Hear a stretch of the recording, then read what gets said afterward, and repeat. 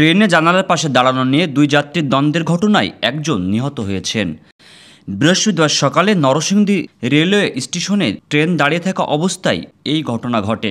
নিহত যাত্রী হলেন নরসিংদী সদরের বীরপুর এলাকার প্রত্যুৎ কুমার বাউলের ছেলে ঝুমুর কান্তি বাউল। আর অভিযুক্ত যাত্রীর নাম মঞ্জুর মিয়া। তিনি চট্টগ্রামের সীতাকুণ্ডের বাসিন্দা। কমলাপুর রেলওয়ে পুলিশ তাকে আটক করেছে।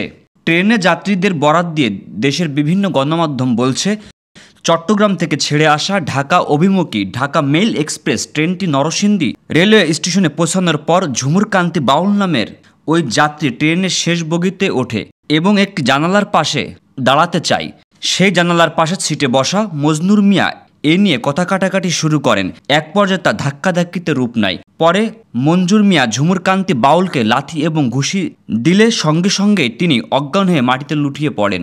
এ সময় বগির অন্যান্য যাত্রীরা অজ্ঞান অবস্থায় গুরুতর আহত ঝুমুর কান্তি বাউলকে নরসিংদী রেলওয়ে স্টেশনে নামিয়ে দিলে ট্রেনটি ঢাকার উদ্দেশ্যে ছেড়ে যায়।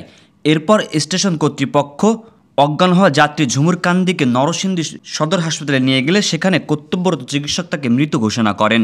নরসিংদী রেলওয়ে পুলিশ ফাঁড়ির ইনচার্জ শহীদুল্লাহ জানিয়েছেন, অভিযুক্ত ব্যক্তিকে কমলাপুর রেলওয়ে পুলিশ আটক করেছে। নিহতের মরদেহ হাসপাতাল থেকে দুপুরে স্বজনরা নিজ বাড়িতে নিয়ে গেছেন। ডেস্ক রিপোর্ট, গ্রামের কাগজ।